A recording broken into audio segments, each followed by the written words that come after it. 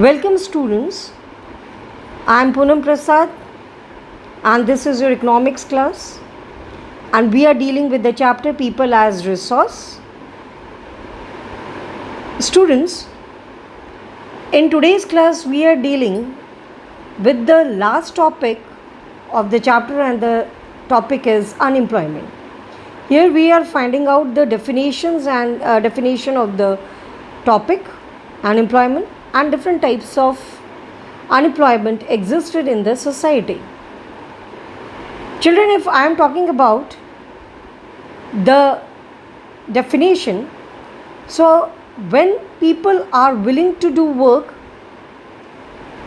on a defined wages but they are not find any job, this situation is called as unemployment and the people is or the person is called as unemployed. Student, you have gone through with the case study of Sakal and Vilas that Sakal mother Sheila looked after the domestic work, children and helped her husband Bhuta in the field. Sakal's brother Jitu and sister Situ, they spent their time playing and roaming. What do you think? We called Sheila, Jitu or Situ as an employed. So let's we find it out. Students, Sheila is not interested in working outside. She are totally she was totally doing her duties and they make the domestic administrations very well. So we can say that she is not willing to do any sort of work outside. Jitu and Situ, they are very small, you can say they are the small kids, छोटे थे. So हम उनको work force में count, work force population में count नहीं कर सकते. That is Jitu and Situ are not included in workforce of the population because so they are not counted as unemployed, because in India 6 to 14 years are meant for getting education. So we are considering from 15 years to 59 years they are called as productive, or you can say हम लोग इसको productive और working force के तौर पे मानते हैं. Sakal's brother and sisters do not fall within this age group, so they cannot be called unemployed children. Sakal's mother Sheila worked for her family, and she is not willing to work outside her domestic domain for payment, so also she too cannot be called it as unemployed. Children, अगर घरों में grand parents भी होते हैं तो भी हम उनको अनएम्प्लॉयड नहीं कह सकते क्योंकि वो ऑलरेडी प्रोडक्टिव होते हैं. ठीक है ना. और वहीं पे अगर हम बात करें विलास की, तो विलास की मदर फिशेस को कलेक्ट करके उनको फ़िश बाज़ार में, फ़िश मार्केट में बेचा करती थी and she is gaining the some amount of money. तो हम उनको कह सकते हैं वो सेल्फ एम्प्लॉयड थी. ठीक है. So this is all about the case studies of Sakal and Vishal. Children, basically if we are talking about India, the unemployment are segmented into two different groups. One is called as the rural and the another one is called as urban. Unemployment, if we are talking about urban, it is called as educated unemployment. Children, and if we are talking about the rural, it is called as seasonal unemployment, and the second one is called as disguised unemployment. Let's we talk on the rural unemployment, and then this rural employment we are talking about seasonal unemployment. Children, seasonal unemployment, it happens when the people are not able to find any sort of jobs during some month of the year. People who basically जो rural area में और ख़ासकर agriculture activity में, those who are engaged, fine. बेटा यहाँ पे कुछ ऐसे बिजी सीजन्स होते हैं किसानों के लिए जिसमें वो बुआई होती है, कटाई होती है ना, वीडिंग, थ्रेशिंग्स आर डन। सो ये एक बिजी सीज़न है। अगर इन सीजन्स को हटा दे तो जो रेस्ट ऑफ मंथ होते हैं उसमें people are not having as much as work, जिससे कि वो अपना गुजारा या गुजर बसर कर सकें। इसके लिए वो सिटीज़ में जाते हैं, they are searching the jobs in the cities.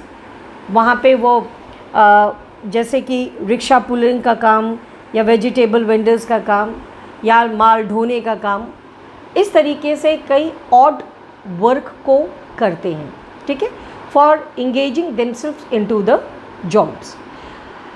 Secondly, if we are talking about disguised unemployment, children in this case, you can say disguised unemployment, this is where the people are appear to be employed. वहाँ पे लोग क्या है, employed दिखते हैं।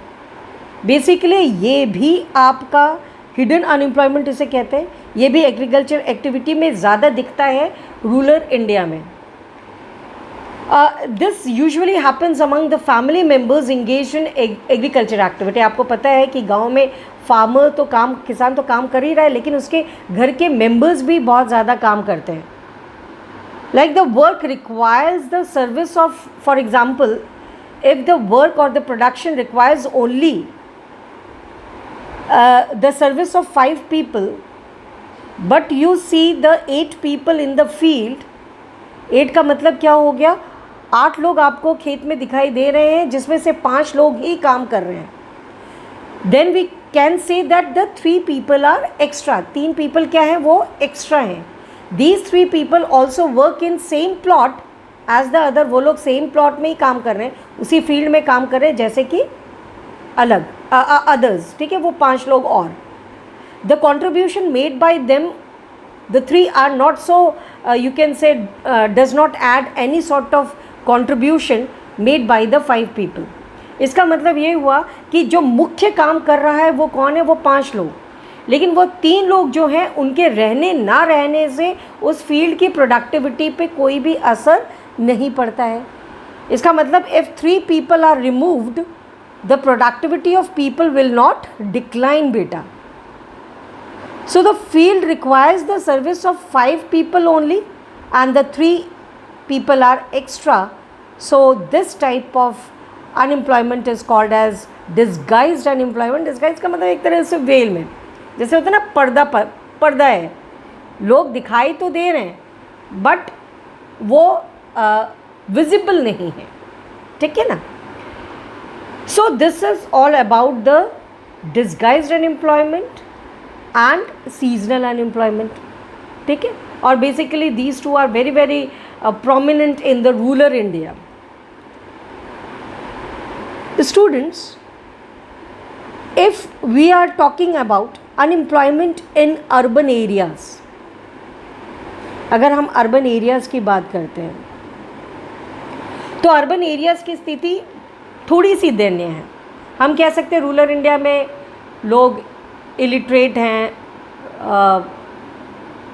They are not so rich, they are not so well off, you can say they are not so economically, you can say prominent one. But in case of urban areas, educated unemployment ये बहुत important है। Educated unemployment is existed in urban areas among the educated people, beta. It means among the degree holders. Many youth with matriculation, you can say graduation, post graduation degree, it means degree holders or professional degree holders, they are not able to find any sort of jobs.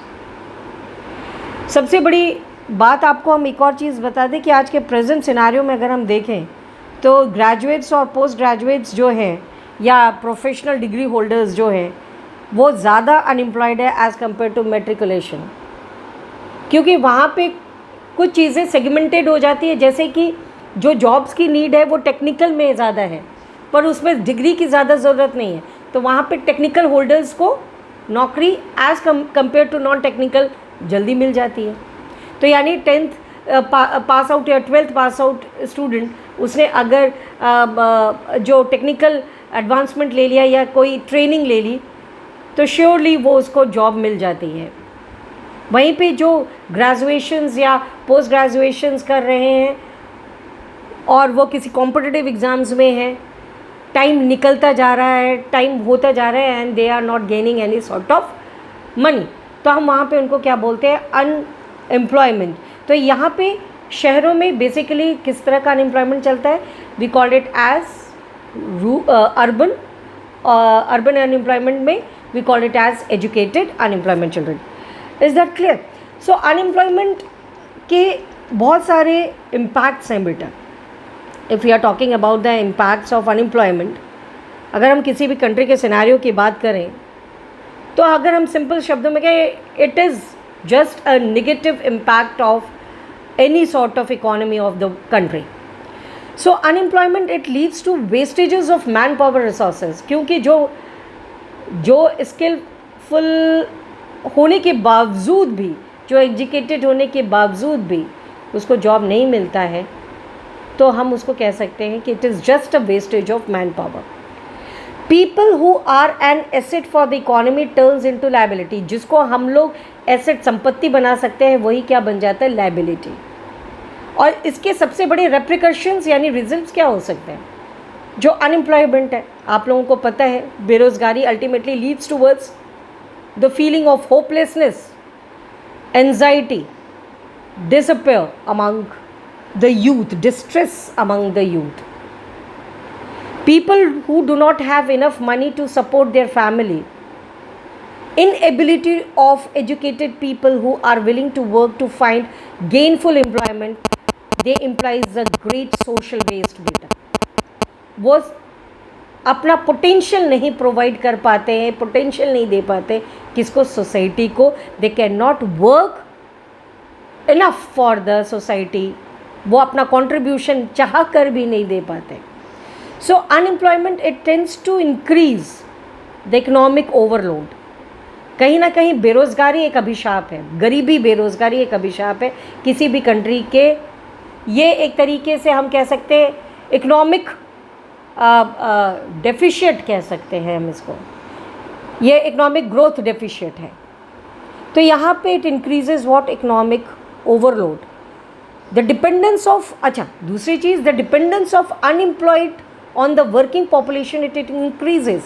Working population जो productive है तो काम कर ही रहा है, लेकिन उसके ऊपर कौन डिपेंड है, unemployed. So the quality of life of an individual as well as the society is adversely affected by this unemployment children. When a family has to live on bare subsistence level, there is a general decline in its health status and rising withdrawal from the school system।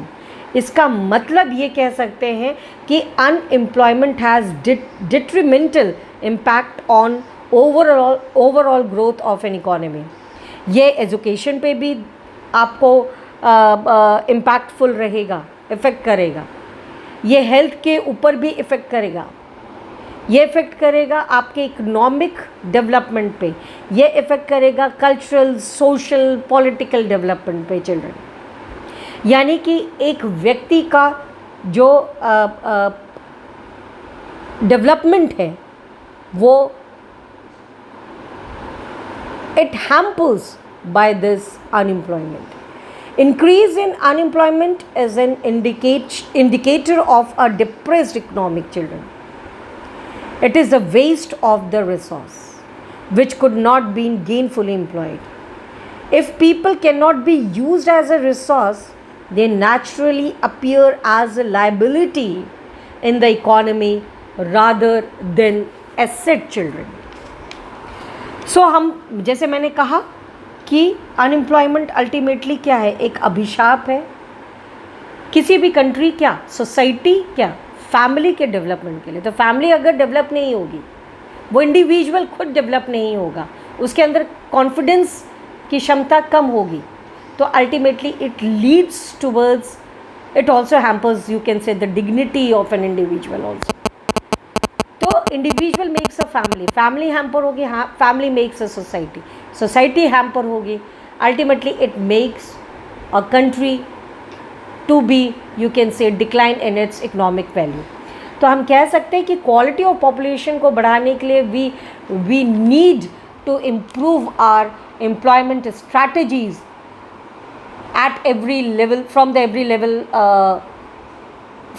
level of the government. Children, यहाँ पे केंद्र सरकार को, राज्य सरकार को और जो लोकल गवर्नमेंट है हमारी, उनको, उन लेवल की गवर्नमेंट्स को ध्यान रखना पड़ेगा, just to generate more and more employment and to assure our youths to be produced more and more and become more and more asset than the liability.